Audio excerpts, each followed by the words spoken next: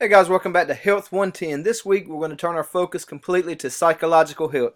If you remember in Chapter 1 we talked about the many different areas of health and how it's much more than just our physical health, but our mental, emotional, social, spiritual, so forth and so on. So as I said, we really take a holistic approach to looking at health and wellness. And so I'm really excited or happy that this text chooses to go right into psychological health, because I think that's an area that is often overlooked for a variety of reasons. Sometimes it's just a stigma associated with psychological health, and we treat it like it's something other than a medical condition. And so I'm thankful that there's an emphasis up front here in the book on psychological health.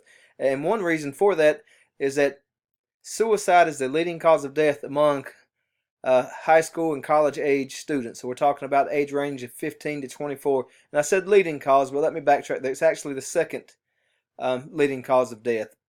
And so a lot of that is attributed to psychological health and folks just feeling like they have no one to return to, the sense of loneliness, depression, anxiety. There's a whole variety of factors out there that contribute to concerns when it comes to psychological health. And so quickly, just an introduction to the chapter, and then we'll highlight what needs to be done for the week.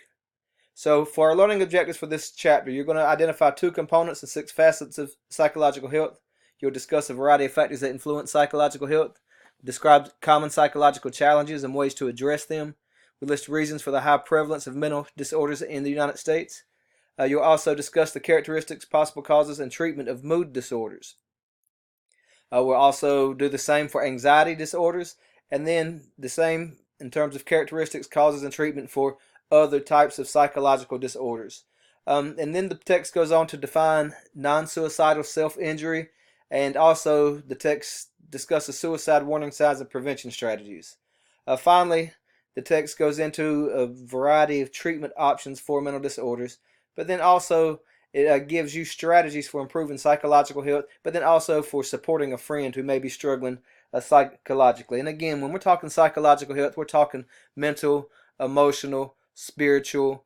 A lot of times it just comes down to sense of purpose and self-worth and self-esteem and value.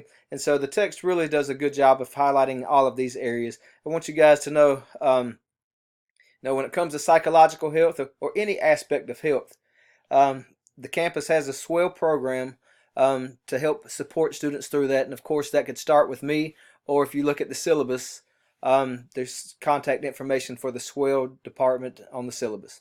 All right, we're hopping right into what we have planned for the week. And you'll find, I know this is just week 3 for us, but 2 chapters in now, you're going to find it's pretty routine. We've got our intro video, which you're watching now. We've got another short video that's discussing depression right after the death of Robin Williams. I'm sorry, I had a brain lapse there. Then we have our PowerPoint, which will support you through the quiz. Remember, you can use the text and the PowerPoint on the quiz. Your MyLabs Plus activity. And then again, make sure that you're checking on your checklist. That keeps you kind of mindful of what needs to be done, what has been completed. So you can see over here, you don't want your checklist to look like mine. They should be filled completely with green. You don't want any white in those checklists. Guys, as I've said before, and I'll say every week, I'm here for you. If you have any questions or concerns with the content that we're covering, or for example, if on the quiz you notice that there's something that wasn't covered in the book or the PowerPoint, feel free to shoot me an email and let me know. I think we've finally gotten all of our issues straightened out with Pearson and MyLabs Plus. But if you're continuing to have problems there, let me know and I can get proper assistance for you. Guys, have a great week and take care.